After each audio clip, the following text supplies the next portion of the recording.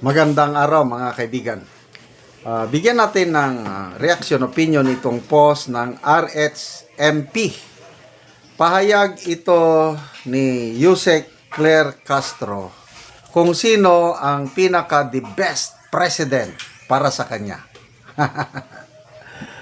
Okay, ito ang kanyang sinabi. For me, Claire Castro, PBBM is the best president in Philippine history so far.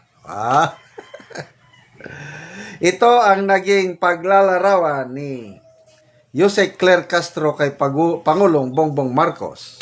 Sa isang pahayag, binigyan diin ng opisyal ang kanyang paghanga sa naging takbo ng administrasyon sa ilalim ni PBBM. Marami ang naimbestigahan, naipakulong. Ilan bang naipakulong? Puros dilis. At marami pa ang kakasuhan. Siya lang ang may paninindigan at may isang salita. Ano yung isang salita? Sabi niya, hindi tayo makikipag-cooperate sa ICC. They have no jurisdiction. Mamaya, nag-group effort. Pinakidnap ang dating presidente. Ano ba yan? May isang salita. Ano ba? Ito ang hindi nagawa ng nakalipas na administrasyon. Sa isang panayam, dinipensahan ni Yusek Castro ang Pangulo laban sa mga kritiko sa pamamagitan ng pagbanggit sa disiplina nito sa trabaho. Nakikita natin kung paano magtrabaho si President Marcos Jr. Maagang gumigising para sa mga events at meetings. Hindi siya tulad ng iba na tanghalin na kung gumising, adik siya sa trabaho. Ay nako, inamin na adik sa trabaho. Ay nako, grabe oh. Hindi siya tulad ng iba na tanghali na kung gumising, adik siya sa trabaho. At least, ibang klaseng pagka-adik. Oh. So, ano ba? Tignan natin ang reaksyon. Iba kasi yung magsalita ka, sabihin mo na yung gusto mo, iba naman ang dating. Kasi ang sa communication, two-way process yan.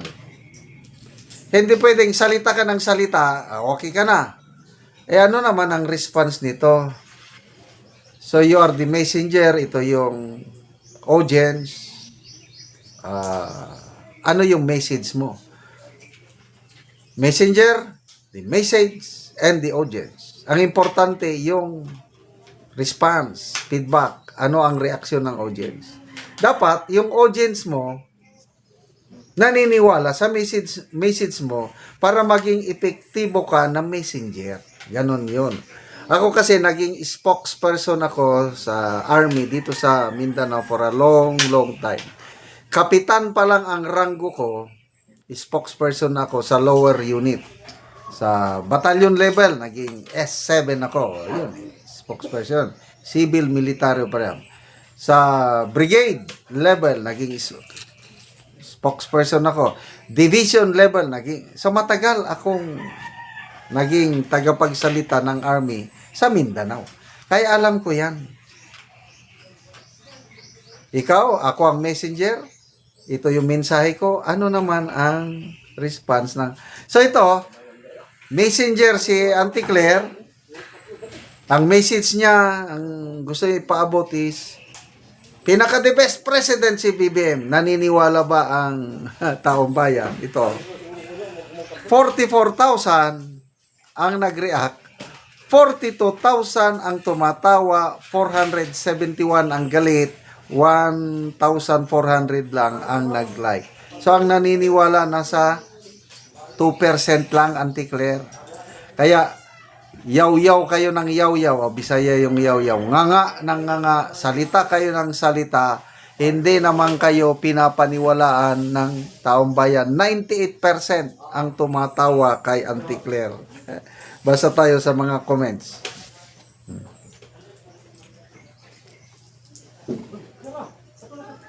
Oh. Bumabatak yata ito, sabi ni Jason Delgado. Para sa iyo lang yan, tanga ka eh. Naturingan may pinag-aralan ka pero tanga ka, boba. Bago naging Palace Press Officer ito, panoorin nyo ang kanyang mga vlog. Anti-Marcos ito. Criticize niya si PBBM nung vlogger pa siya. Nung biglang inappoint siyang Yusek, Palace Officer, ayan, number 1 defender na ng palasyo. Zahir, nagbibiro lang po siya. Nice joke, Auntie Claire. Mac Luminiano, pakasaya lang kayo, panahon nyo ngayon, darating ding araw, sisingilin din kayo.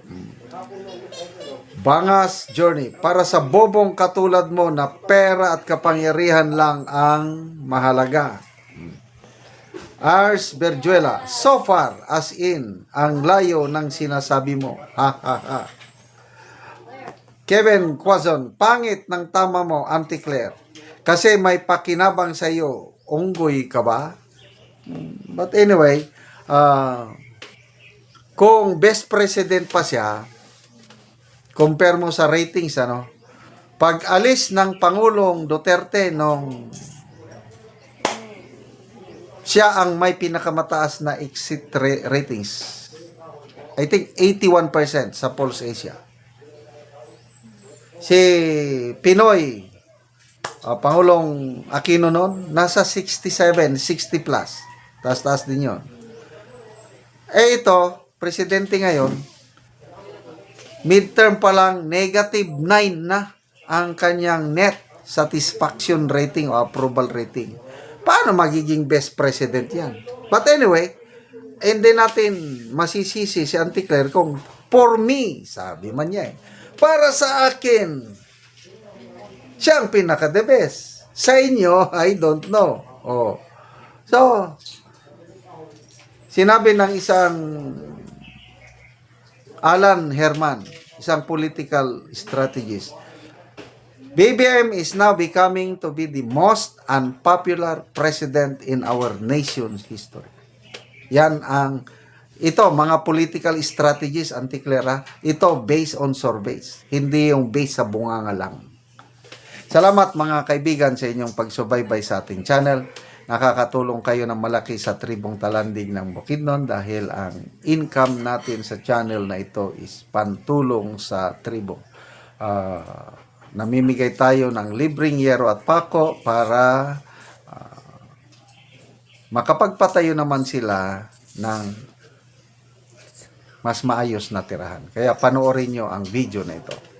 Ang natagaan na mo og gero, so wala yang bana, so siya na ang nagdala.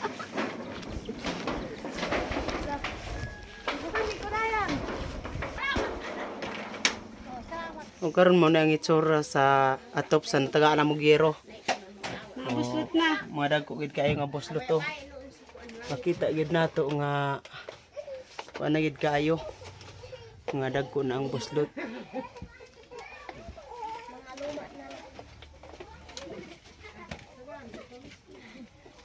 So karon pila na ni katuig ang inyong atop nga yero ngayon ani na ang itsura oh. Siyam na katuig. So dugay-dugay na gyud. Ngano man sa siyam na katuig nga kuan buslot nang inyong atop wala man mo nakapuli og atop.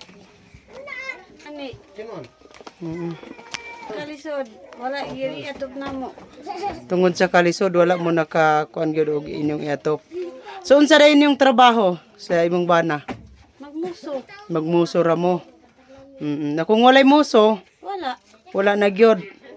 So pila ka buok imong anak? Tulo. Tulo, so tanan naga-eskwela? Ang duha. Ang duha ga eskwela. Unsa na mga grade? Grade 2. Grade 2. So siyam na katuig ang inyong balay. Inani na ang itsura. Asa day karon imong bana?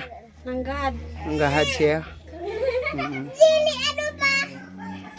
Amat sa Ginoo nga sa nagtabang sa sin nga magpadayon ng ilang pag hatag mga uban nga wala na tagaan. Dan pa ang nanginahanglan nga sama kanako. Oo, so salamat kayo. Salamat kayo sa Ginoo. Oo, sige, sige.